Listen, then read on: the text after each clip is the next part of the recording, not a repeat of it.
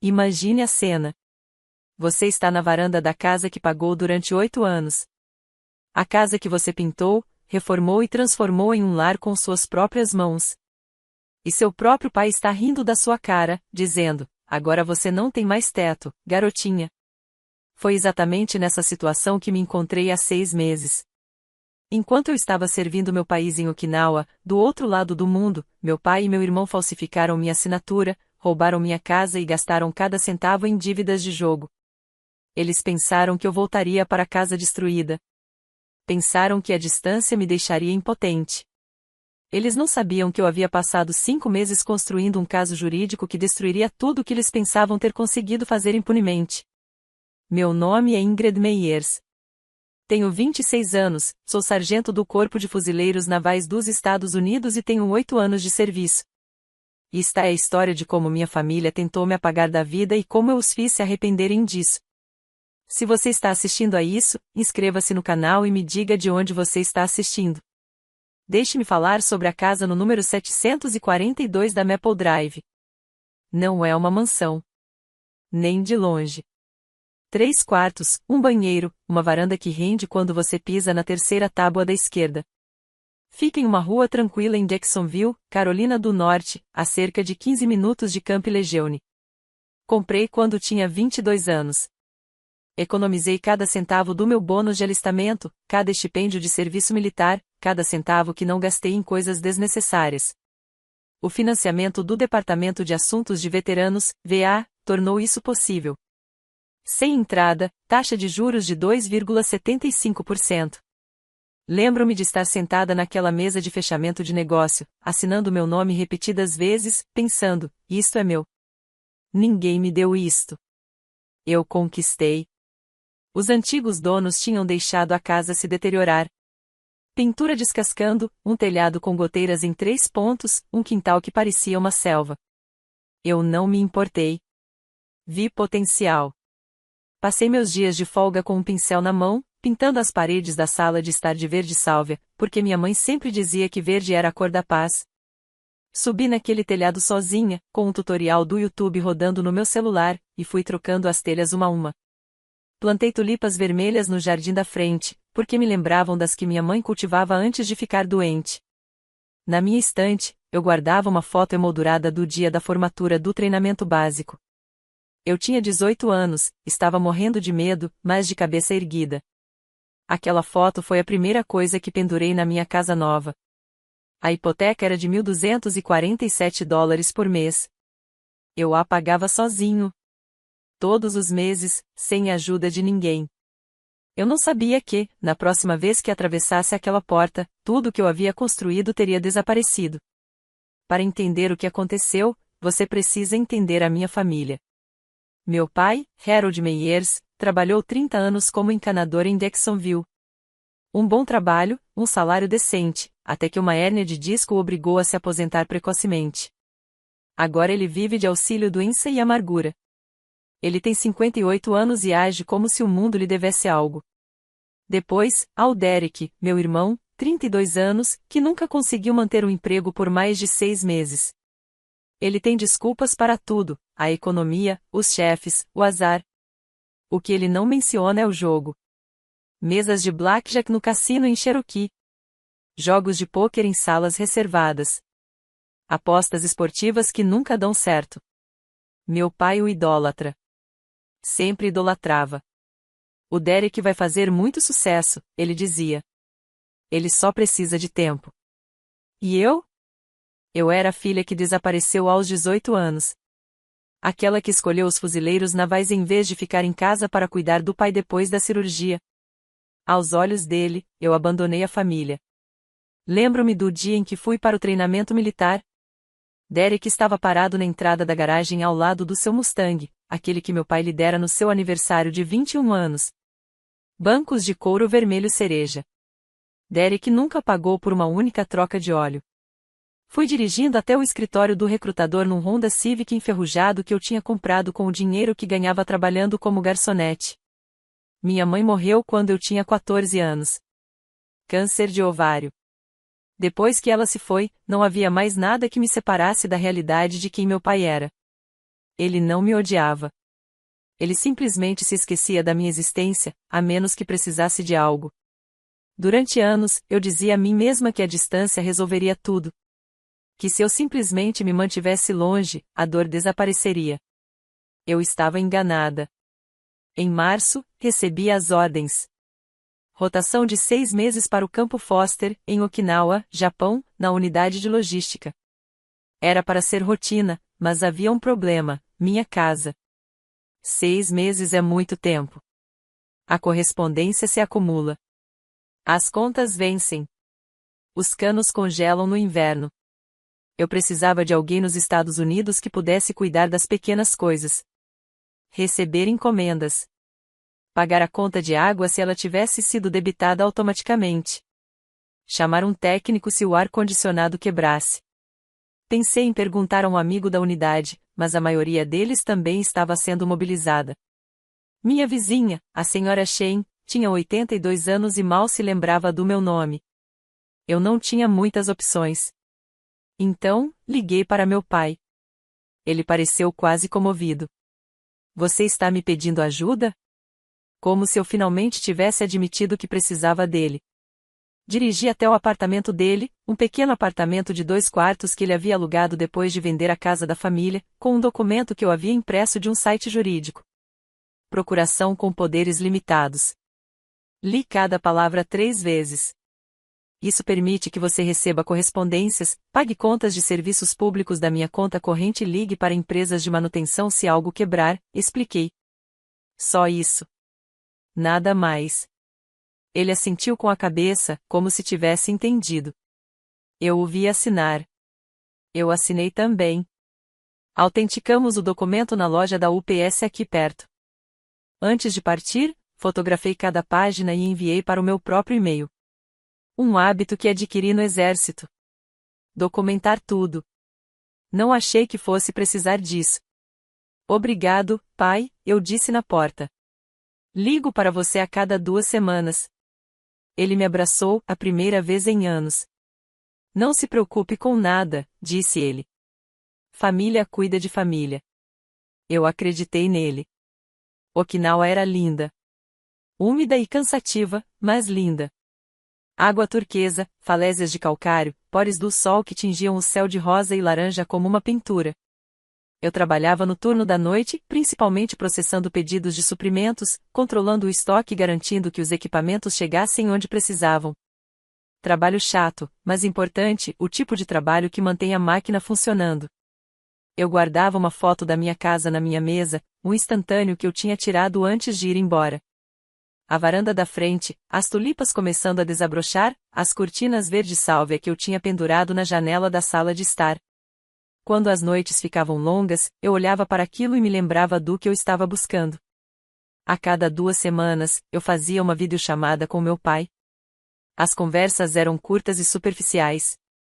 Está tudo bem. As contas estão pagas.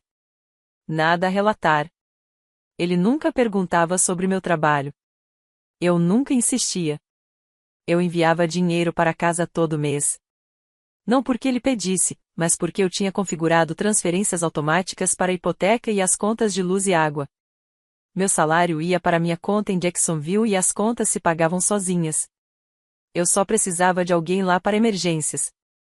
A sargento Tara Collins era uma das poucas pessoas que eu consideraria uma amiga de verdade. Tínhamos servido juntas em Legione antes de ela ser transferida para outra unidade na base. O marido dela, Marcos, trabalhava no cartório de registro de imóveis do condado de Onslow, basicamente o escritório que controla a propriedade de cada imóvel no condado. Eu e a Tara trocávamos mensagens às vezes, principalmente memes. Reclamações sobre a comida. Coisas normais. 5º mês, 3 horas da manhã, horário local. Eu estava no meio de uma auditoria de suprimentos quando meu telefone vibrou. Uma mensagem da Tara. 3 palavras, me liga agora. Minhas mãos tremiam antes mesmo de eu discar. Tara atendeu no primeiro toque. Ingrediente. Sua voz estava tensa. Errado. Não sei como dizer isso, então vou simplesmente dizer. O que aconteceu? O Marcos estava fazendo as transferências de escrituras de rotina hoje. Seu nome apareceu. Ela fez uma pausa. Seu nome foi removido da sua propriedade há 2 semanas. Ouvi as palavras, mas não faziam sentido. Removido? Não é assim que funciona a propriedade. Você não pode simplesmente remover alguém. Tem que haver um engano. Não há engano. A escritura foi transferida. Alguém vendeu sua casa, Ingrid. Agora está em nome de outra pessoa. Sentei-me na minha cama porque minhas pernas pararam de funcionar. Quem? Os novos proprietários são Michael e Sarah Patterson. Um casal jovem. Eles pagaram $187 mil. Outra pausa. O vendedor registrado é Harold Meyers, agindo sob procuração de Ingrid Meyers. Meu pai. Eu não conseguia respirar. Ingrid, você ainda está aí? O dinheiro, consegui responder. Para onde foi o dinheiro? Não sei. Isso não consta nos registros da escritura. Desliguei o telefone, abri o aplicativo do meu banco, verifiquei as transações, depósitos, transferências, nada. Nem $187 mil. Nem $100 mil. Nem $10 mil. O último depósito foi meu salário normal. O último débito foi o pagamento automático da hipoteca, que agora seria devolvido porque não havia mais hipoteca. Porque eu não era mais dono da casa. Liguei para meu pai. Chamou 2 vezes e depois caiu na caixa postal. Liguei de novo. Caixa postal de novo. Caixa postal. Sentei-me no escuro, a milhares de quilômetros de casa. E não chorei. Não gritei. Abri meu laptop e digitei na barra de pesquisa, Proteção Patrimonial Militar. Na manhã seguinte, entrei no escritório do JAG em Camp Foster. O departamento jurídico, o ramo jurídico das Forças Armadas. Nunca havia precisado deles antes. Nunca pensei que precisaria. O capitão Marcos Webb foi designado para o meu caso. Na casa dos 30 anos, óculos de aro de metal preto, com aquela calma que vem de quem já viu o pior e aprendeu a manter a serenidade. Ele ouviu sem interromper enquanto eu explicava tudo. A casa, a procuração, a ligação da tara. Quando terminei, ele recostou-se na cadeira. Você tem uma cópia da procuração que assinou? Eu digitalizei antes de sair. Está no meu e-mail. Abra o link. Entreguei-lhe o meu celular. Ele leu devagar, rolando a tela e assentindo com a cabeça. Sargento Meyers, esta é uma procuração com poderes limitados. Ela autoriza explicitamente seu pai a receber correspondências, pagar contas de uma conta designada e coordenar pequenos reparos na casa. Ele ergueu o olhar. Ela não autoriza a venda de bens imóveis. Então ele não podia vender minha casa legalmente. Não, ele não podia. Webb desligou o telefone. Mas a situação piora. Você já ouviu falar da Lei de Assistência Civil aos Militares? Eu tinha uma vaga ideia, algo sobre proteção para soldados em missão. A SCRA oferece proteção legal para militares da ativa, explicou Webb. Entre outras coisas, torna extremamente difícil, quase impossível, que alguém venda, execute uma hipoteca ou transfira a propriedade de um militar sem o seu consentimento explícito por escrito. Seu pai não apenas excedeu os limites da procuração. Ele pode ter violado a lei federal. Talvez? Há mais um detalhe que precisamos verificar. Ele pegou o telefone da mesa. Vou solicitar uma cópia da procuração usada para formalizar a venda. Porque se for diferente do que você assinou. Ele não terminou a frase. Não precisava. Foram 4 dias. 4 dias de espera enquanto o capitão Webb atendia os telefones. 4 dias de turnos noturnos em que eu não conseguia me concentrar.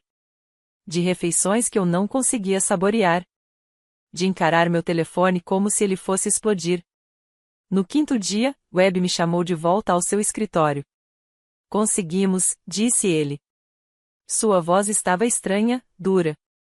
Ele deslizou 2 documentos pela mesa. À esquerda, minha procuração com poderes limitados, aquela que eu havia assinado, a que dava permissão ao meu pai para recolher minha correspondência. À direita, uma procuração geral.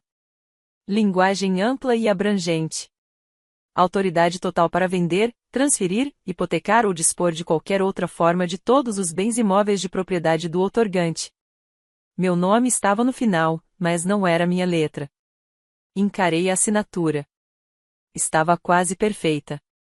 Alguém tinha praticado, mas estava errada. Eu sempre faço um laço no meu G. Essa assinatura tinha letras retas e angulares. Eu sempre incluo minha inicial do meio, o E entre Ingrid e Meyers. Essa assinatura tinha um espaço onde o E deveria estar. Essa não é a minha assinatura, eu disse. Eu sei. O maxilar de Webb estava tenso. Pedi à nossa especialista em documentos forenses para dar uma olhada. Ela comparou com seus registros oficiais de serviço. A caligrafia é inconsistente com as amostras conhecidas. Então, quem? Ela também comparou com os registros do Detran de Derek Meyers. Ele fez uma pausa. É uma correspondência. Meu irmão Derek falsificou minha assinatura, criou um documento falso que deu ao meu pai controle total sobre minha casa, e meu pai usou isso para vender tudo o que eu possuía. O que fazemos agora? Webb pegou um bloco de anotações. Agora vamos montar o caso. Falsificar um documento legal relacionado a uma propriedade financiada pelo Departamento de Assuntos de Veteranos é um crime federal, e violar a Lei de Assistência aos Veteranos em Serviço Ativo, SCRA, adiciona mais uma camada de complexidade. Ele olhou para mim. Eles não vão se safar dessa. Siga o dinheiro. Foi o que disse o capitão Webb. Ele me ajudou a enviar as solicitações à empresa de custódia que intermediou a venda. De acordo com a autorização legal militar, eles tinham que responder em até 10 dias úteis. Responderam em 7. Sentei-me no escritório de Webb enquanto ele me explicava os documentos. A venda foi concluída por $187 mil, incluindo custos de fechamento padrão, comissão imobiliária e taxas usuais. O lucro líquido foi de aproximadamente $172 mil. Ele virou a página. Tudo foi transferido para uma conta em nome de Harold Meyers. Onde está agora?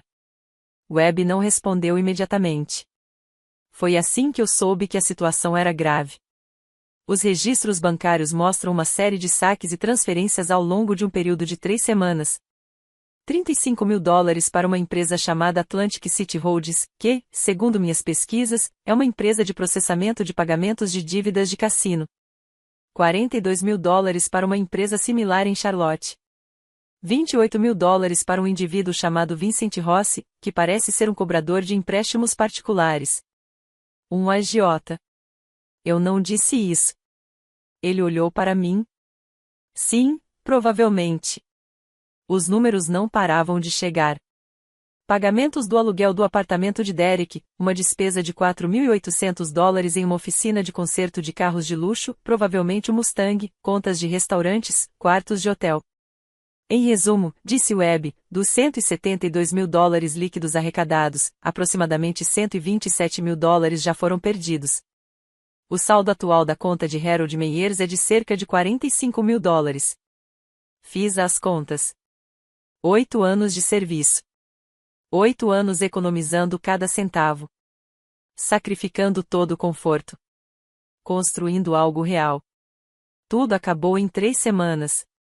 Transformado em fichas de pôquer, apostas de blackjack e pagamentos a homens que ameaçavam quebrar meus joelhos. Eles perderam minha casa no jogo. Sim. Levantei-me, caminhei até a janela e olhei para o nada. O que vem a seguir? Em seguida, enviamos uma notificação extrajudicial e entramos em contato com o Departamento de Assuntos de Veteranos. A carta de cessação e desistência tinha 6 páginas. O próprio capitão Webb a redigiu. Papel timbrado militar, selo do escritório do JAG. O tipo de documento que faz as pessoas pararem de rir e começarem a suar.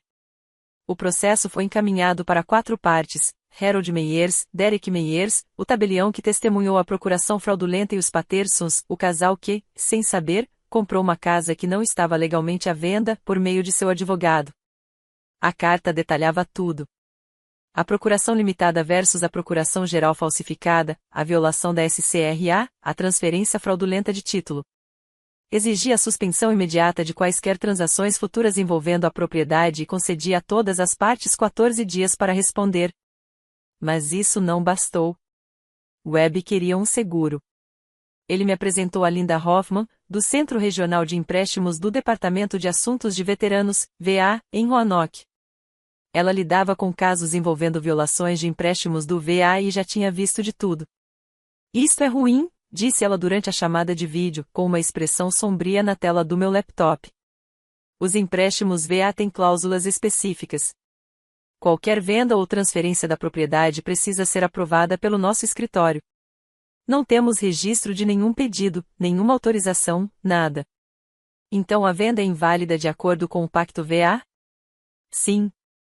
A transação foi executada sem a aprovação necessária. É juridicamente deficiente. Ela digitou algo fora da tela. Estou colocando isso por escrito hoje.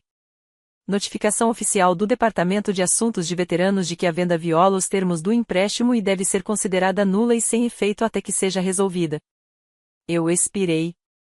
Finalmente, algo sólido. O que acontece se eles não cumprirem? Perguntei. Linda olhou diretamente para a câmera. Então, paramos de pedir educadamente. Falsificação, fraude eletrônica, violação da SCRA. Isso é território federal. O Ministério Público Federal na região leste da Carolina do Norte não brinca em serviço.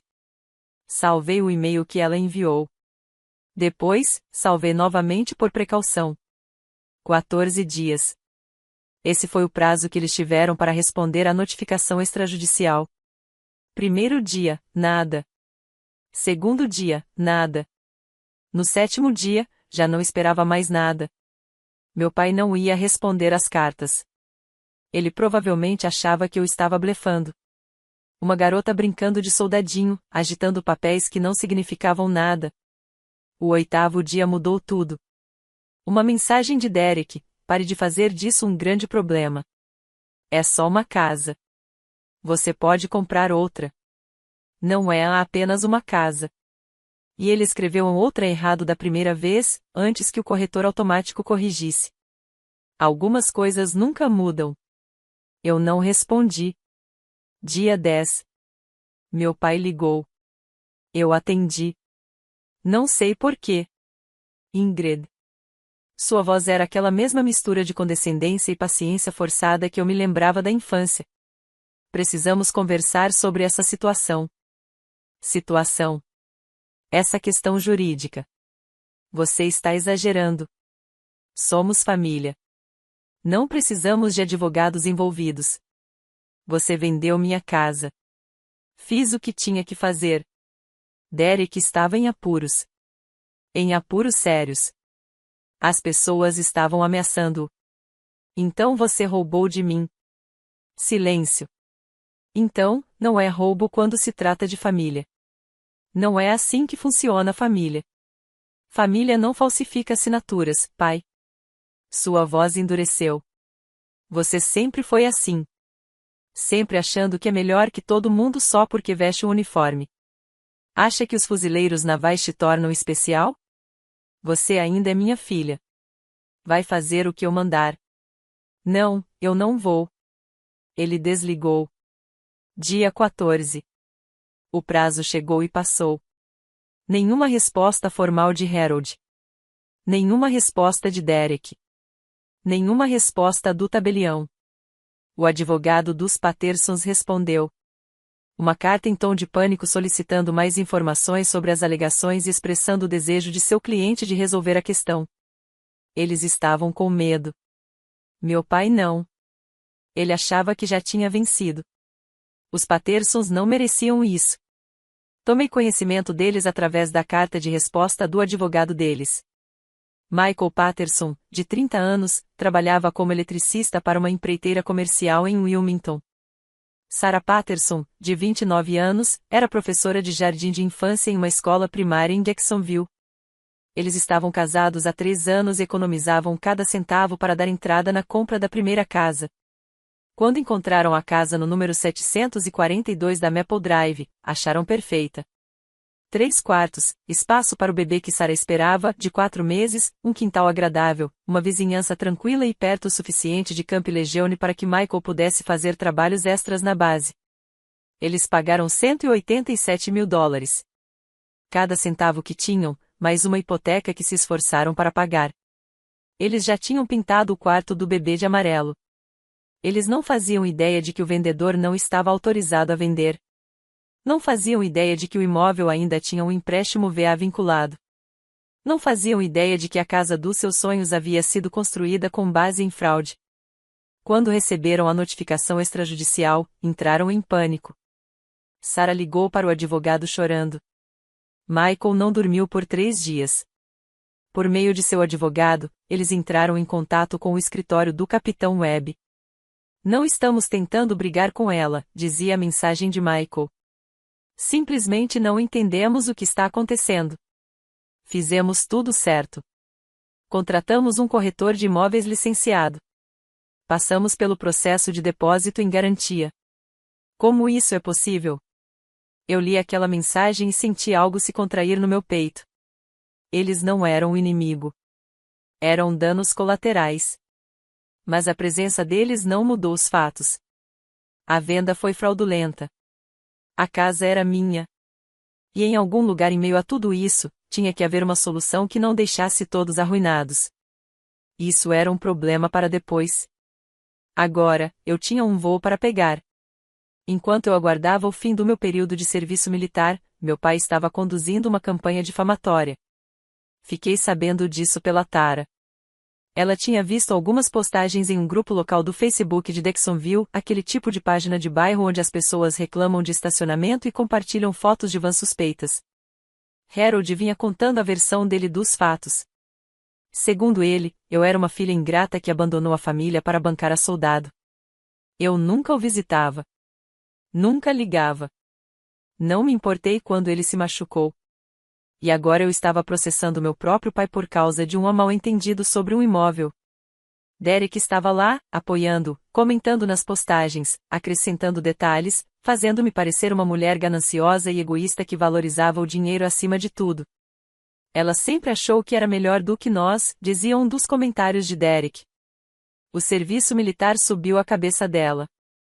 É triste o que as pessoas fazem por dinheiro. As pessoas acreditaram. Os comentários se acumularam. Que horror, que tipo de filha faz isso? A família deveria ficar longe dos tribunais, ela deveria ter vergonha. Uma mulher com quem eu estudei no ensino médio me mandou uma mensagem direta: Ei, eu vi as coisas sobre seu pai no Facebook. É verdade que você está processando ele? Que triste. Eu não respondi. Uma parte de mim queria gritar a verdade. Publicar os documentos falsificados, os extratos bancários, a carta do Departamento de Assuntos de Veteranos, para provar a todos o que realmente aconteceu. Mas o Capitão Webb me avisou: qualquer coisa que se tornasse pública poderia ser usada contra mim. Mantenha isso em segredo. Deixe o processo legal seguir seu curso. Então, permaneci em silêncio. Deixei que pensassem que eu era o vilão. E contei os dias até poder olhar meu pai nos olhos e mostrar a ele exatamente com quem ele estava lidando. 3 dias antes do meu voo de volta para casa, Harold pediu uma chamada de vídeo. Quase ignorei, mas algo me fez aceitar. Seu rosto preencheu minha tela, mais velho do que eu me lembrava, mais cansado, mas com a mesma expressão teimosa no queixo. Derek estava atrás dele, com um sorriso irônico. Ingrid. A voz do meu pai estava diferente agora. Não estava mais zangada. Estava cautelosa. Acho que precisamos resolver isso antes de você voltar para casa. Não há nada a acertar. Sim, existe. Ele se inclinou para a frente. Conversei com o advogado, um de verdade, não algum militarzinho brincando de faz de conta. Ele disse que seu caso não é tão sólido quanto você pensa. Eu não pisquei. Deixa isso pra lá, continuou ele. Volta pra casa. A gente resolve isso. Talvez eu consiga juntar um dinheiro e te pagar aos poucos. Mas se você continuar insistindo. Ele fez uma pausa, certificando-se de que eu estava ouvindo. Se você continuar insistindo, você não será mais minha filha. Eu vou cortar relações com você completamente. Sem contato, sem família, nada. Derek se inclinou para a frente. Você realmente quer ficar sozinho, Ingrid? Você realmente quer jogar fora toda a sua família por causa de uma casa? Deixei o silêncio se prolongar. Eu não joguei nada fora, disse finalmente. Você que jogou fora, quando falsificou minha assinatura, quando roubou minhas economias, quando apostou 8 anos do meu trabalho. Eu estava protegendo Derek. Você estava se protegendo porque tem medo do que aconteceria se você não resolvesse os problemas dele. Você viveu com medo a vida toda. O rosto de Harold ficou vermelho. Se você puser os pés naquele tribunal, então nos veremos lá. Encerrei a chamada. Minhas mãos tremiam, mas não de medo e sim de certeza. Não havia como salvar esse relacionamento. Nunca houve. Agora, só restava a justiça. 18 horas, 3 voos com conexão. Um oceano entre quem eu era e quem eu estava prestes a me tornar. Fiz as malas com pouca bagagem, laptop, documentos jurídicos, meu uniforme azul marinho, passado e impecável, porque não se tratava de uma reunião de família. Era um acerto de contas. Tara me encontrou no aeroporto de Jacksonville. Ela estava parada ao lado de sua caminhonete, de braços cruzados, me observando sair do terminal. Ela não disse nada, apenas me puxou para um abraço que durou mais do que qualquer um de nós esperava. Você está com uma aparência horrível, disse ela quando finalmente soltou. Obrigado. Quantas horas de sono você conseguiu durante o voo? Algum mentiroso. Ela pegou minha mochila e jogou no porta-malas. Você vai ficar na minha casa. O Marcos vai fazer o jantar. Você vai comer, tomar banho e fingir ser um ser humano por uma noite. Amanhã, você pode ser um fuzileiro naval de novo. Eu não discuti. Na casa da Tara, espalhei os arquivos sobre a mesa da sala de jantar. A comparação da procuração, a análise forense, a carta do Departamento de Assuntos de Veteranos, os registros bancários, tudo que Webb e eu tínhamos reunido ao longo de 5 meses. Marcos deu uma olhada enquanto eu beliscava a lasanha que ele tinha feito. Está ótima, disse ele. Muito ótima mesmo. Suficientemente sólido? Ele olhou nos meus olhos. Seu pai e seu irmão cometeram fraude federal. No papel, não há dúvidas. A única incógnita é como isso se desenrolará amanhã. Amanhã. A reunião no escritório do advogado imobiliário. Todas as partes presentes. Os Pattersons, o advogado deles, meu pai, meu irmão e eu. Meu telefone vibrou. Capitão Webb, a reunião está confirmada. 10 horas, chegarei 1 hora antes para preparar tudo. Até lá. Eu desliguei. Amanhã. Tudo mudou de uma forma ou de outra. Bem, antes de falarmos sobre o que aconteceu naquela reunião, quero fazer uma pausa por um segundo. Se você já foi traído por alguém em quem confiava, sua família, seu parceiro, qualquer pessoa, deixe um comentário abaixo e me conte. Eu leio todos. E, sinceramente, suas histórias me lembram que não estou sozinho nisso. Além disso, se você achou isso útil ou simplesmente quer ver o que acontece a seguir, clique no botão de inscrição e ative as notificações. Confie em mim, você não vai querer perder o final. Agora, vamos continuar. Na manhã da reunião, tomei uma decisão. Dirigi até o número 742 da Maple Drive. Eu dizia a mim mesma que era só para ver, para me lembrar pelo que eu estava lutando. Mas era mentira. Uma parte de mim sabia que eles poderiam estar lá. Uma parte de mim queria que estivessem. Estacionei do outro lado da rua. As tulipas que eu havia plantado ainda estavam lá, vermelhas contra a grama verde.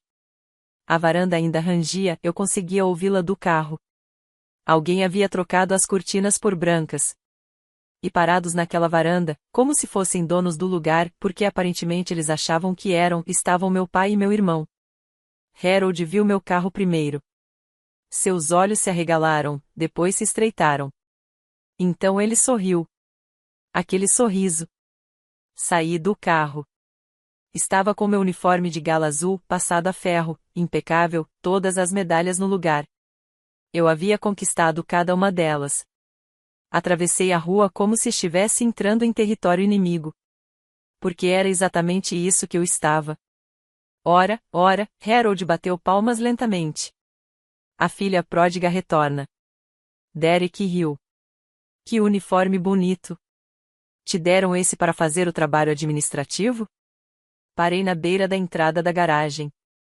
Perto o suficiente para ver seus rostos claramente, longe o suficiente para manter o controle. Agora você está sem teto, garotinha, disse Harold, abrindo os braços. Como se sente? 8 anos nos fuzileiros navais e você não tem nenhum teto sobre a cabeça. Derek se curvou, rindo. Eu não me mexi. O que é tão engraçado? O sorriso de Harold vacilou. Do que você está sorrindo? Eu estava sorrindo. Não tinha percebido, mas sim, estava. Te vejo na reunião, eu disse. E voltei caminhando até meu carro. Atrás de mim, o riso de Derek havia cessado. Ótimo, eles me seguiram. Mal tinha chegado ao meu carro quando Derek apareceu correndo, agarrando a porta antes que eu pudesse fechá-la. O que foi isso? Perguntou ele. Por que esse sorriso? Acha que vai ganhar essa? Olhei para a mão dele na minha porta, depois para ele. Tire a mão. Ele não fez isso. Você não tem nada, disse ele. Papai conversou com um advogado, um de verdade. Toda essa baboseira militar não significa nada. É a sua palavra contra a nossa. Atrás dele, Harold se aproximava, mais devagar, mais rígido, mas com a mesma arrogância. Você acha que temos medo de uma simples carta de cessação e desistência? Gritou Harold. Moro nesta cidade há 30 anos. As pessoas me conhecem. Elas confiam em mim. Quem é você? Uma garota que fugiu e nunca mais olhou para trás? Derek se aproximou, baixando a voz. Você sempre teve ciúmes. Sempre ficou com raiva porque o papai me amava mais. É disso que se trata. Você não suporta que eu seja importante e você não. Mantive a voz calma. Você é tão importante que precisou falsificar minha assinatura para pagar suas dívidas de jogo.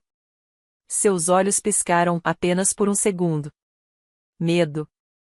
Isso não é. Derek. Eu disse o nome dele como se não fosse nada. Como se ele não fosse nada. Tenho análise grafológica forense que comprova a ligação entre a procuração falsificada e sua assinatura no Detran. Tenho documentação do Departamento de Assuntos de Veteranos, VA, que comprova que a venda nunca foi aprovada. Tenho extratos bancários que mostram exatamente para onde o dinheiro foi. Ele deu um passo para trás. Você está blefando. Então ligue. Fechei a porta do carro. Te vejo às 10. Eu fui embora dirigindo. Pelo meu retrovisor, eu os vi parados na rua, cada vez menores, até desaparecerem por completo. Eles ainda achavam que isso tinha a ver com a casa. Não era isso. Era sobre quem eu estava disposto a me tornar para proteger o que eu havia construído. Espere, deixe-me esclarecer a cronologia. O confronto na casa aconteceu por volta das 7 horas da manhã. A reunião só ocorreu às 10 horas. Aquelas 3 horas de intervalo pareceram 3 anos. Voltei para a casa da Tara, tomei banho, troquei de roupa, nada. Continuei com meu uniforme azul marinho. Fiz um café que não bebi, fiquei olhando para paredes que não via.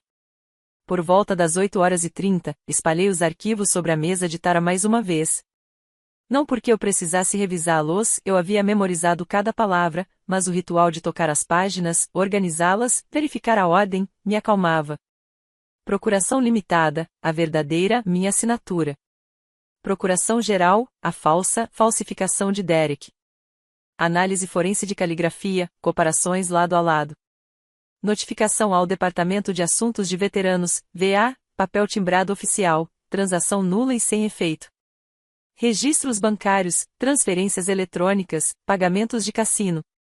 Carta de cessação e desistência, comprovante de entrega. Tara me observava da porta da cozinha. Você consegue, disse ela. Eu sei. Então por que você parece que vai vomitar? Parei de organizar os papéis e olhei para ela. Porque eles ainda são minha família. A palavra ficou presa na minha garganta. Uma parte de mim ainda quer que eles peçam desculpas, que admitam que erraram, que sejam as pessoas que eu precisava que fossem. Tara ficou em silêncio por um momento. Eles não serão essas pessoas. Eu sei. Então pare de querer isso. Ela se aproximou e colocou as mãos nos meus ombros. Você pode lamentar quem eles poderiam ter sido depois. Agora, você precisa ser um fuzileiro naval. Lúcido, concentrado, imparável. Respirei fundo. Imparável. Isso mesmo. Guardei os arquivos na minha pasta de couro, a única coisa boa que comprei para mim depois de ser promovido a sargento. 9h15, hora de ir. O capitão Webb já estava na cafeteria em frente ao escritório do advogado quando cheguei. Ele vestia seu uniforme de serviço, o equivalente a um terno para os fuzileiros navais. Impecável e intimidador. Havia 2 xícaras de café sobre a mesa, uma delas intocada. Essa é sua, disse ele quando me sentei. Você parece pronta. Sinto-me pronto. Ótimo. Ele deslizou um tablet pela mesa. Linda Hoffman participará por videoconferência. Ela já está conectada à sala de reuniões. Eis o que vamos fazer. Ele explicou a estratégia. Primeiro, eu ficaria em silêncio.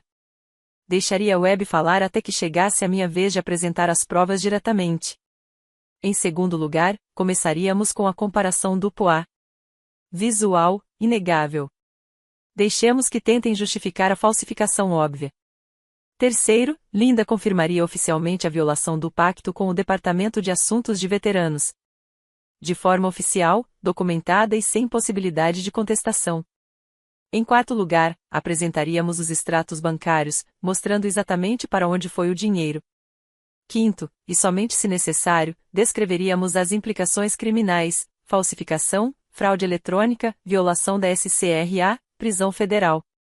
O objetivo não é ameaçar, disse Webb. O objetivo é apresentar fatos tão incontestáveis que não haja espaço para discussão. Queremos que eles entendam que suas únicas opções são a obediência ou o processo judicial. E os Pattersons, compradores inocentes. Deixamos isso bem claro. Eles também são vítimas. A solução é anular a venda, devolver a propriedade a vocês e fazer com que Harold e Derek reembolsem integralmente os Pattersons. Será que eles conseguem fazer isso?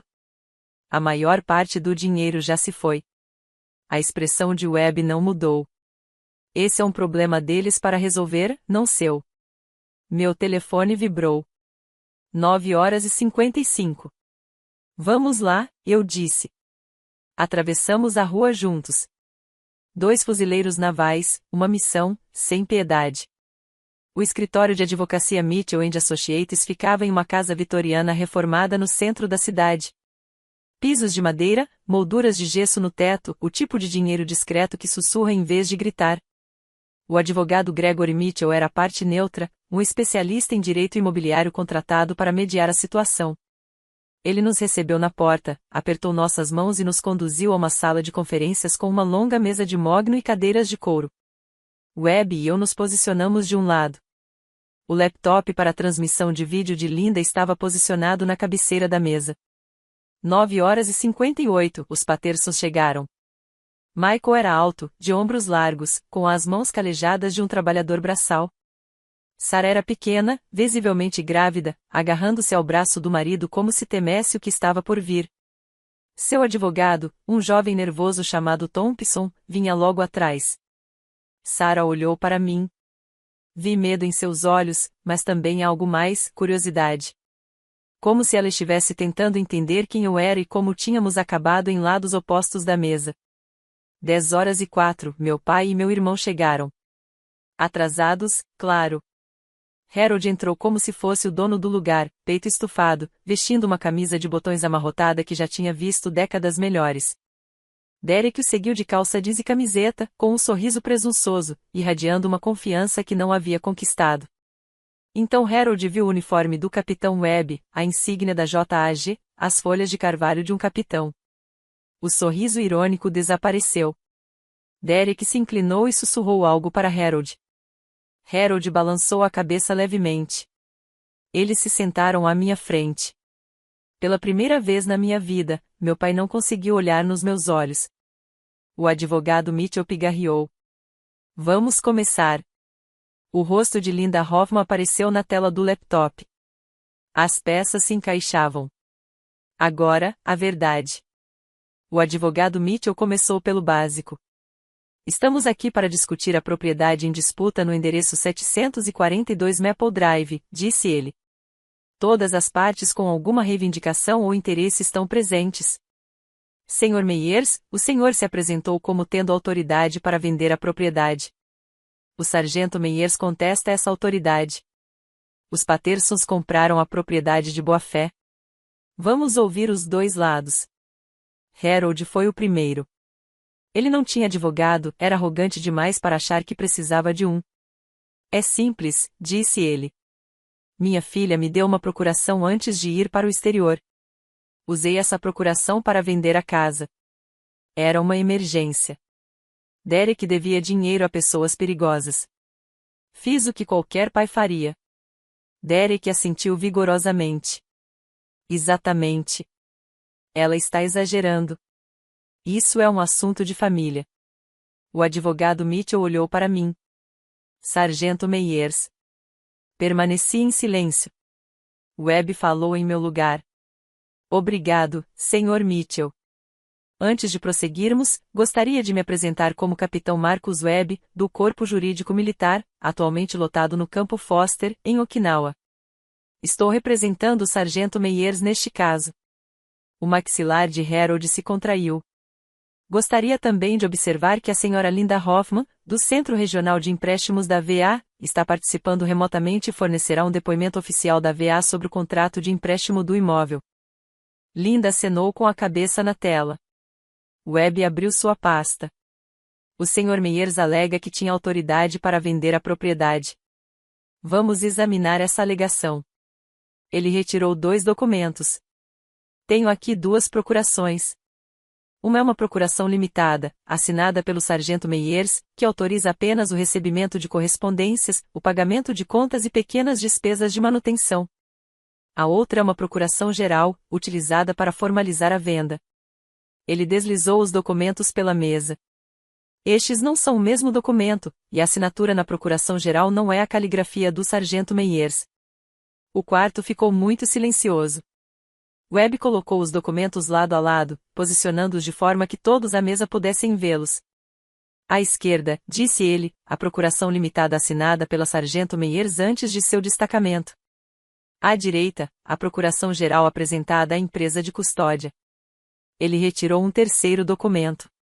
Trata-se de uma análise forense de caligrafia realizada pela Unidade de Exame de Documentos das Forças Armadas dos Estados Unidos.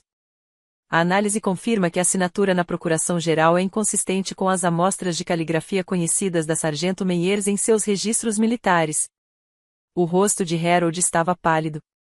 Derek havia parado de sorrir de forma irônica. Além disso, continuou Webb, a análise constatou que a assinatura é consistente com amostras dos registros do Departamento de Veículos Motorizados, DMV, de Derek Meyers. O advogado dos Pattersons inclinou-se para a frente. Você está dizendo? Estou dizendo que a procuração geral foi falsificada. Derek Meyers assinou o nome de sua irmã em um documento fraudulento, que Harold Meyers então usou para vender propriedades que não lhe pertenciam. Harold se levantou. Isso é ridículo. Eu sou o pai dela. Tenho todo o direito. Sente-se, Sr. Meyers. A voz veio da tela. Linda Hoffman. Eu represento o Departamento de Assuntos de Veteranos, disse ela. O Sargento Meyers comprou a propriedade usando um empréstimo garantido pelo Departamento de Assuntos de Veteranos. De acordo com os termos desse empréstimo, qualquer venda ou transferência de propriedade requer aprovação prévia do nosso escritório. Ela fez uma pausa. Não temos registro de qualquer solicitação, autorização ou comunicação referente a esta venda. A transação foi executada em violação das cláusulas contratuais do empréstimo federal para veteranos. Ela olhou diretamente para a câmera. De acordo com as normas da Virgínia, esta venda é nula e sem efeito. Sarah Patterson deu um suspiro de espanto. Sua mão foi à barriga. O rosto de Michael se contorceu em uma expressão de desgosto. Mas nós pagamos. Vocês pagaram por uma transação fraudulenta, disse Linda, sem maldade. Vocês também são vítimas. Mas a lei é clara. Derek finalmente falou, com a voz embargada. Isso é tudo falso. Não é, eu disse. Todos olharam para mim. E eu tenho mais. Eu me levantei. Já havia ficado em silêncio tempo suficiente. Pessoal, olhem essas assinaturas. Apontei para os documentos que Webb havia disposto. A verdadeira, minha assinatura, tem uma laçada no G. Sempre escrevo assim. É a minha letra desde os 12 anos de idade. Toquei na procuração falsificada. SG é plano, anguloso, sem laço, porque quem escreveu isso nunca me viu assinar meu nome. Derek se remexeu na cadeira. Além disso, sempre assino com meu nome completo, Ingrid Meyers. O I é de Elizabeth, o nome da minha mãe. Nunca assinei um documento legal sem ele. Apontei para a falsificação. Sem I, apenas um espaço. Porque quem escreveu isso não sabia. Olhei para meu irmão. Mas você deveria saber, Derek. Você cresceu na mesma casa que eu. Você me viu assinar cartões de aniversário, autorizações, formulários escolares. Como você não sabia como eu assino meu nome? Seu rosto empalideceu. Eu não. A análise forense confirmou que a caligrafia era sua. Não do papai, era sua. Você falsificou minha assinatura em um documento federal relacionado a um empréstimo do Departamento de Assuntos de Veteranos. Deixei a informação penetrar. Isso é crime grave. Até 10 anos de prisão federal. Multas de até $250.000. Harold agarrou o braço de Derek. Não diga nada. Tarde demais. Webb retirou outro documento. Também temos registros bancários que mostram que os $187.000 da venda foram depositados na conta de Harold Meyers e posteriormente transferidos para agências de cobrança de dívidas de cassinos, cobradores de empréstimos privados e despesas pessoais. Ele deslizou o papel para o centro da mesa. Senhor Meyers. Senhor Meyers. Ele se dirigiu a ambos com o mesmo nome, o mesmo desprezo. Vocês não apenas roubaram da sua filha. Vocês perderam todas as economias dela em jogos de azar. A sala estava silenciosa. O advogado Mitchell tirou os óculos e esfregou os olhos. Harold desmoronou. Eu nunca tinha visto isso acontecer antes, nunca tinha visto a arrogância do meu pai se quebrar e revelar a fraqueza que se escondia por baixo. Mas, observando-o agora, curvado na cadeira, com as mãos tremendo, eu entendi algo. Ele nunca tinha sido forte. Ele simplesmente nunca tinha sido desafiado. Você não entende, disse ele, com a voz embargada. O Derek ia se machucar. Essas pessoas não eram do tipo com quem se negocia. Eles ameaçaram quebrar as pernas dele. Eles sabiam onde eu morava. Então você deveria ter chamado a polícia, eu disse. A polícia? Ele riu amargamente. E dizer o quê? Que meu filho deve dinheiro a agiotas? Eles prenderiam o Derek, não os criminosos. Então, em vez disso, você roubou de mim. Ele se encolheu como se eu o tivesse atingido. Eu pensei, ele parou, recomeçou. Eu pensei que poderia resolver isso. Vender a casa, pagar as dívidas do Derek e então, sei lá, explicar para você depois. Fazer você entender. Faça-me entender que você valorizou o vício em jogos de azar dele mais do que 8 anos do meu trabalho? Isso não é. É exatamente isso. Mantive a voz calma e firme. Eu não ia descontar minha raiva nele. Ele não a merecia. Você tinha opções. Podia ter me ligado, me contado a verdade, pedido ajuda. Mas não o fez, porque sabia que eu diria não, e não se importou. Derek tentou interromper. Você sempre. Calhe a boca, Derek. As palavras saíram afiadas como uma facada. Você falsificou meu nome. Você não é uma vítima. Você nem sequer participa mais desta conversa. Ele fechou a boca. Harold olhou para mim com algo que eu nunca tinha visto em seus olhos antes, não era amor, nem mesmo arrependimento. Era medo. O que acontece agora? Sussurrou ele. Virei-me para o capitão Webb. Diga a ele. Antes que Webb pudesse falar, Sarah Patterson se levantou. Sua cadeira arrastou-se contra o piso de madeira. Suas mãos tremiam, mas sua voz era firme. Posso dizer uma coisa? O advogado Mitchell assentiu com a cabeça. Ela olhou para mim de verdade. Não com o medo que eu tinha visto antes, mas com algo diferente. Reconhecimento.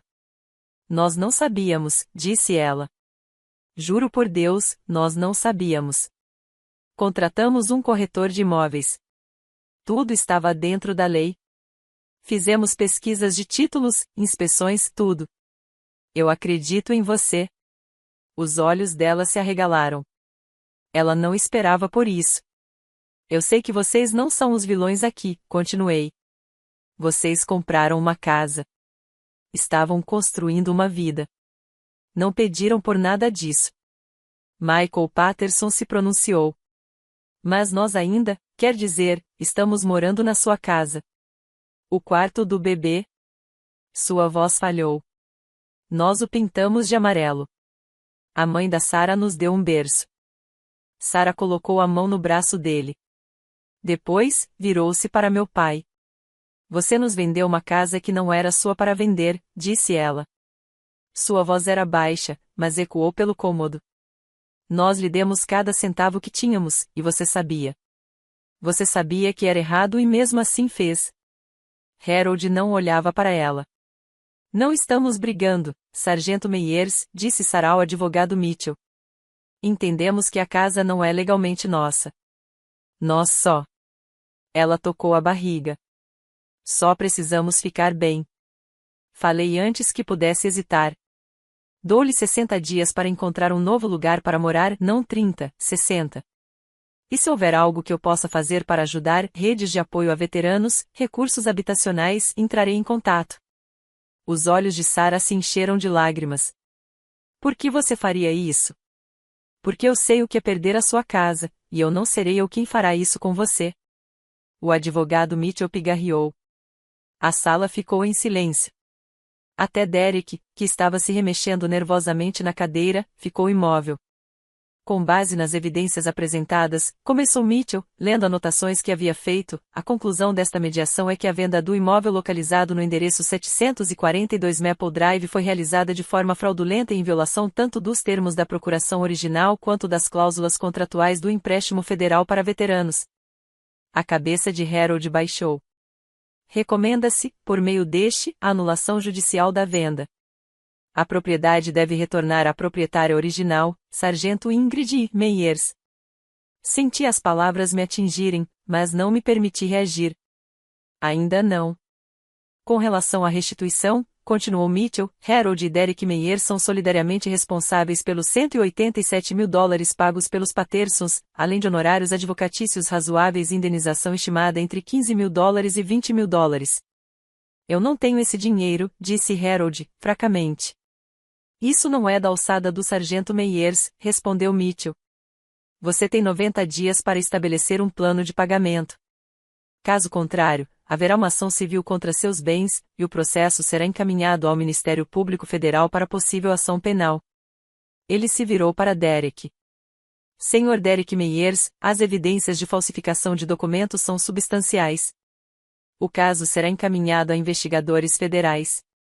O senhor deve contratar um advogado de defesa criminal imediatamente. Derek parecia que ia vomitar. Por fim, Mitchell perguntou, Senhora Hoffman, pode confirmar a posição do Departamento de Assuntos de Veteranos? O rosto de Linda na tela estava impassível. Confirmado. O Departamento de Assuntos de Veteranos considera este assunto encerrado em favor do Sargento Meyers. Cooperaremos integralmente com qualquer investigação criminal. Mitchell largou a caneta. Acho que terminamos por aqui. 90 dias, $187.000 ou prisão federal. Olhei para meu pai. Ele não conseguia retribuir o olhar. A reunião terminou em silêncio. Harold levantou-se lentamente, como um homem carregando pesos nos ombros. Caminhou em direção à porta sem olhar para ninguém, nem para mim, nem para Derek, nem mesmo para o advogado Mitchell. Derek seguiu, mas parou na soleira da porta. Virou-se. Está feliz agora? Sua voz falhou, carregada de uma mistura de raiva e desespero. Você destruiu esta família? Encarei-o nos olhos. Não, Derek. Você destruiu esta família quando falsificou meu nome. Estou apenas mostrando o espelho. Ele ficou me encarando por um longo momento. Pensei que ele fosse gritar, que pudesse se atirar em mim, que pudesse fazer alguma besteira que o levasse a ser acusado de agressão. Mas, em vez disso, ele apenas balançou a cabeça. Você está com frio, disse ele. Você sempre esteve com frio. Então ele foi embora. Harold já estava no final do corredor. Não olhou para trás. Não se despediu. 26 anos, sua filha, e ele foi embora sem dizer uma palavra. Fiquei parada na sala de conferências, olhando para a porta vazia, e não senti nada, nenhuma satisfação, nenhuma tristeza. Apenas quietude. Sarah Patterson aproximou-se de mim com hesitação. Sargento Meyers. Eu me virei. A casa, disse ela suavemente. Antes de nos mudarmos, encontrei estas tulipas vermelhas no jardim da frente. Eram lindas. Eu as regava todos os dias. Ela fez uma pausa. Não sabia que eram suas. Eu sorri, o primeiro sorriso verdadeiro em semanas. Leve uma muda antes de ir, eu disse. Plante-as onde quer que você vá. Elas são resistentes. Florescerão em qualquer lugar. Os olhos de Sarah se encheram de lágrimas. Ela estendeu a mão e apertou a minha. Obrigada, sussurrou ela, por ter sido mais gentil do que precisava ser. Ela se juntou a Michael, e eles saíram juntos, não separados, apenas transformados. O capitão Webb apareceu ao meu lado. Você se saiu bem, sargento. Eu sei, eu disse. Mas não me sentia bem. Ainda não. Talvez não por muito tempo. Muito bem, estamos chegando perto do fim, e, sinceramente, essa próxima parte ainda me emociona. Se você chegou até aqui, oficialmente faz parte dessa jornada comigo. Gostaria muito de saber, você teria feito o mesmo na minha situação? Deixe sua resposta nos comentários. E se ainda não fez, inscreva-se e compartilhe este vídeo com alguém que precisa ouvir que defender a si mesmo sempre vale a pena. Vamos terminar isso juntos. 3 dias após a reunião, convidei os Pattersons para um café.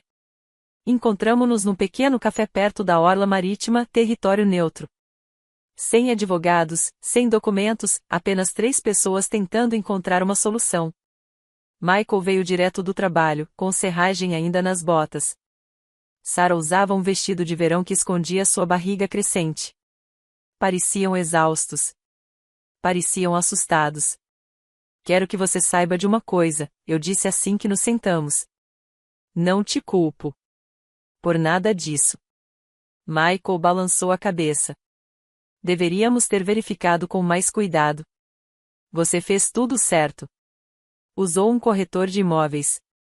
Fez o processo de custódia. Contratou um seguro de título. Inclinei-me para frente. O sistema falhou com você. Meu pai falhou com você. Mas você não fez nada de errado. Os ombros de Sarah relaxaram. Parte da tensão que ela carregava desde aquela sala de conferências finalmente se dissipou. Tenho pensado, continuei, em como fazer isso funcionar. Eis o que proponho. Expliquei tudo, 60 dias, não 30. Eu havia entrado em contato com uma organização de moradia para veteranos que ajudava famílias de militares a encontrar aluguéis temporários. Marcos tinha contatos lá por causa do seu trabalho no cartório de registro de imóveis. Eles já haviam encontrado 2 opções, ambas dentro do orçamento dos Pattersons. Assim que meu pai fizer a restituição, ou assim que o tribunal ordenar, você receberá cada centavo de volta, eu disse, inclusive o que você gastou com advogados. Michael olhou fixamente para o seu café. Por que você está fazendo isso? Você teria todo o direito de simplesmente nos expulsar. Porque eu sei o que é perder tudo da noite para o dia, ter o chão sumindo debaixo dos seus pés. Encarei-o, não farei isso com mais ninguém. Principalmente não. Olhei para a barriga de Sarah. Não quando você está construindo algo novo. Sarah estendeu a mão por cima da mesa e cobriu a minha com a dela. Você não é nada do que disseram que você era. Não, concordei. Não sou. 2 semanas depois, o capitão Webb ligou. O gabinete do procurador dos Estados Unidos para o Distrito Leste da Carolina do Norte abriu uma investigação oficial. Eu estava sentada na varanda da Tara, observando o pôr do sol. O telefone parecia pesado na minha mão. Diga-me. Eles estão sendo acusados de 3 crimes. Primeiro, falsificação de documento legal relacionado à propriedade com garantia federal, um crime de classe D. Segundo, fraude eletrônica. A transferência eletrônica de fundos da venda fraudulenta cruza fronteiras estaduais, o que a torna de jurisdição federal. Terceiro, conspiração para cometer fraude, já que há evidências de que Harold e Derek planejaram isso juntos. Eu sabia que isso ia acontecer, mas ouvir em voz alta tornou tudo real de uma forma que nunca tinha sido antes. O que eles estão enfrentando? Derek está em sérios apuros. Só a acusação de falsificação acarreta uma pena de 5 a 10 anos. A fraude eletrônica acrescenta mais 5 anos à pena. Se for condenado por todas as acusações, ele pode pegar de 10 a 15 anos de prisão federal. Webb fez uma pausa. O caso de Harold é complicado. Ele usou o documento falsificado, mas não o criou. A pena dele provavelmente será de 2 a 5 anos, ou talvez um acordo judicial para liberdade condicional e restituição. Eles já foram contatados? Ontem. Ambos receberam intimações. Aparentemente, Derek tentou culpar Harold. Harold tentou culpar Derek. Um toque de divertimento sombrio surgiu na voz de Webb. O promotor disse que foi a autoincriminação mútua mais rápida que ele já viu. Eu deveria ter sentido algo, triunfo, satisfação, conclusão. Em vez disso, senti um vazio. Ingrid. A voz de Webb suavizou. Você está bem? Não sei. Observei o último raio de sol desaparecer no horizonte. Pensei que isso seria uma sensação de vitória, mas eles ainda são minha família. Ou eram. As famílias nem sempre são o que precisamos que sejam. Não, concordei. Não são. O dinheiro tem o poder de esclarecer as coisas. 1 mês após o anúncio da investigação federal, o advogado de Harold e Derek, eles finalmente tinham conseguido um defensor público que parecia perpetuamente exausto, entrou em contato com uma proposta de acordo. Eles queriam evitar a prisão. Estavam dispostos a pagar. Eis o que eles conseguiram: o Mustang do Derek, aquele vermelho cereja que o pai dele tinha comprado para ele no seu aniversário de 21 anos. Eles venderam por $12.000. O Derek nem reclamou, foi a primeira vez na vida que ele abriu mão de algo sem choramingar. A casa de Harold, o apartamento de 2 quartos onde ele morava desde a aposentadoria, totalmente quitado. À venda, $145.000. Isso deixou um saldo devedor de $30.000. Derek concordou com um plano de pagamento, $500 por mês durante 5 anos, descontados diretamente de qualquer salário que ele conseguisse receber. Dado seu histórico profissional, esse valor poderia muito bem ser $1 milhão. Os Pattersons recuperaram seu dinheiro. Tudo, $187.000 mais $8.000 em honorários advocatícios. O advogado deles ligou para confirmar a transferência bancária. Sarah chorou ao telefone. Harold teve que se mudar para um apartamento alugado, a primeira vez na vida que não possuía um imóvel, a primeira vez que tinha que prestar contas a um proprietário, pagar o aluguel em dia e seguir as regras de outra pessoa.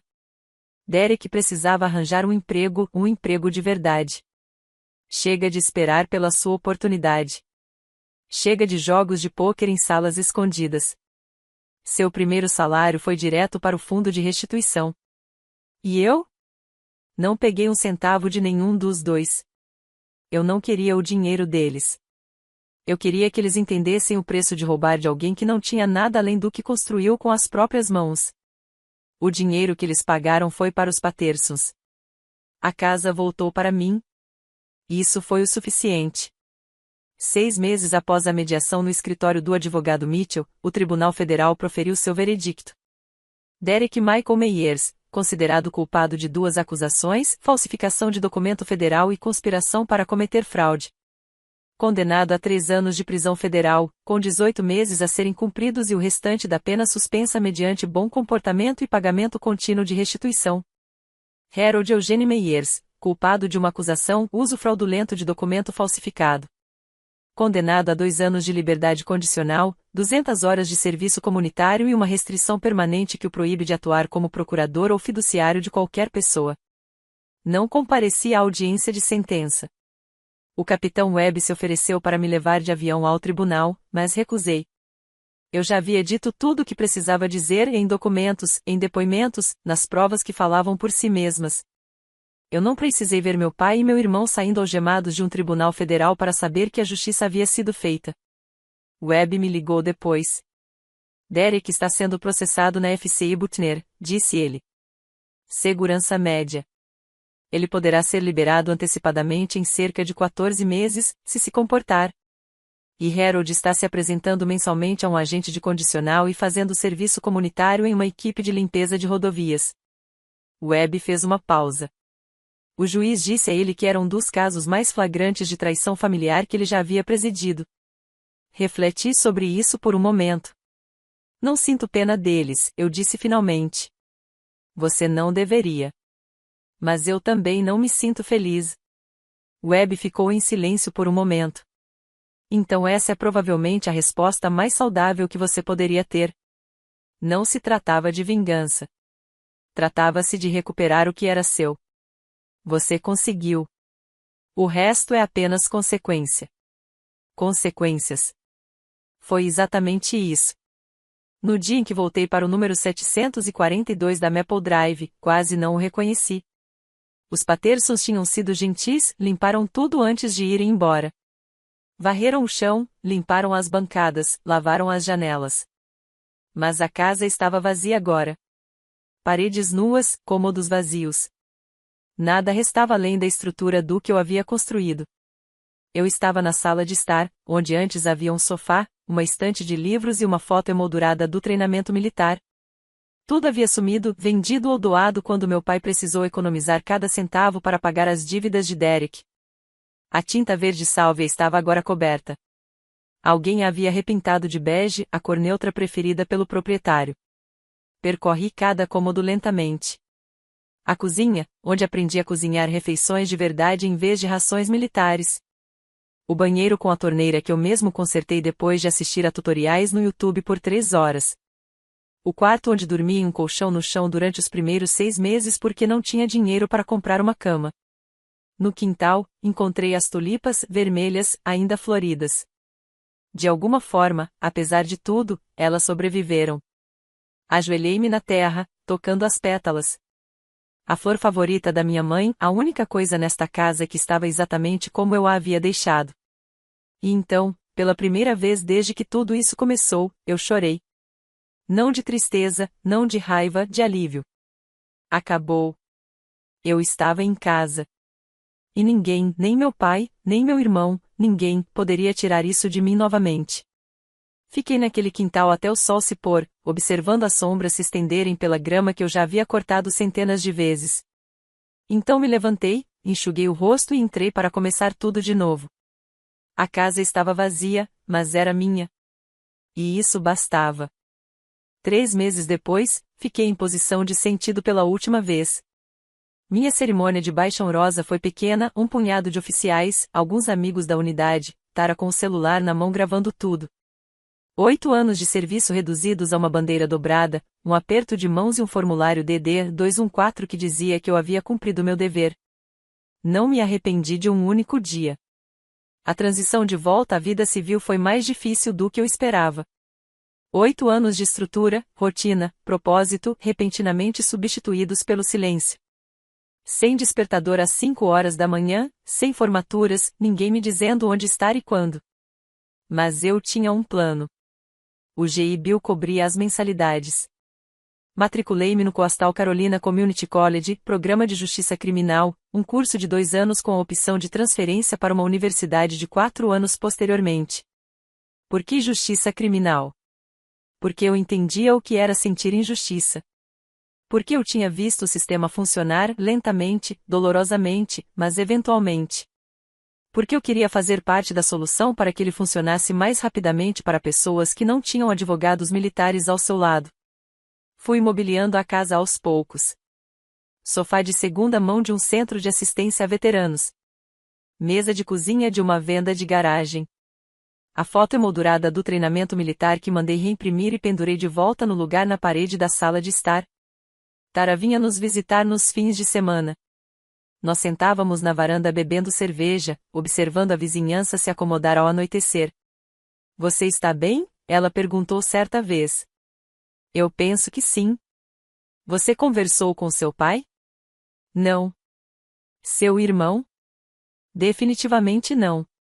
Ela assentiu com a cabeça. Não insistiu. Sabe o que eu aprendi? Eu disse. Família não são as pessoas com quem você compartilha o mesmo sangue. São as pessoas que aparecem quando tudo desmorona. Ela brindou com a minha garrafa. Então acho que somos da família. Você sempre foi assim. As tulipas floresceram novamente naquela primavera, vermelhas como sempre. Essa é a minha história. Não é bonita. Não é o tipo de reunião familiar com que alguém sonha, mas é real. E se ajudar pelo menos uma pessoa a perceber que merece algo melhor, então cada noite em claro terá valido a pena. Eis o que aprendi: nem toda família é segura. Nem todo pai ou mãe merece perdão. Nem todo irmão ou irmã vale a pena ser salvo. Laços de sangue não dão a ninguém o direito de te trair. Ir embora não é abandono, às vezes é sobrevivência. Eu costumava acreditar que família significava lealdade incondicional. Que não importava o que meu pai fizesse, não importava o que der e que me custasse, eu lhes devia algo simplesmente porque compartilhávamos o mesmo DNA. Eu não acredito mais nisso. O que eu acredito agora é o seguinte: você deve às pessoas o que elas conquistam. Respeito se conquista. Confiança se conquista. Lealdade se conquista. E se alguém lhe tirar algo, seu dinheiro, sua casa, sua paz de espírito, você tem todo o direito de recuperá-lo. Eu não destruí minha família. Meu pai e meu irmão a destruíram muito antes de eu voltar para casa. Tudo o que fiz foi me recusar a ser enterrado nos escombros. Se você está assistindo a isso e já passou pelo que eu passei, foi manipulado, roubado, teve sua consciência distorcida a ponto de acreditar que a culpa era sua, saiba que você não está sozinho, e não precisa ficar em silêncio. Documente tudo. Conheça seus direitos. Encontre aliados que acreditem em você. E quando chegar a hora, quando você estiver naquela varanda e eles estiverem rindo de você, chamando você de sem-teto, sorria de volta. Porque a verdade sempre vem à tona, e a verdade é a sua arma. Meu nome é Ingrid Meyers. Sou veterana do Corpo de Fuzileiros Navais dos Estados Unidos. Servi meu país por 8 anos, e esta é a minha casa. Se você está assistindo a este vídeo, inscreva-se no canal e compartilhe com alguém que precisa ouvir que defender seus direitos sempre vale a pena. Confira os links na descrição para mais histórias como a minha. Obrigado por assistir. Obrigado por ouvir. E lembre-se, sua história também importa. Essa é a minha história. Se você se identificou com ela, inscreva-se no canal e ative as notificações para não perder o próximo vídeo. Deixe um comentário e me conte, o que você teria feito no meu lugar? Eu leio todos os comentários e, sinceramente, suas palavras me dão forças para continuar. Obrigado por assistir. Obrigado por ouvir.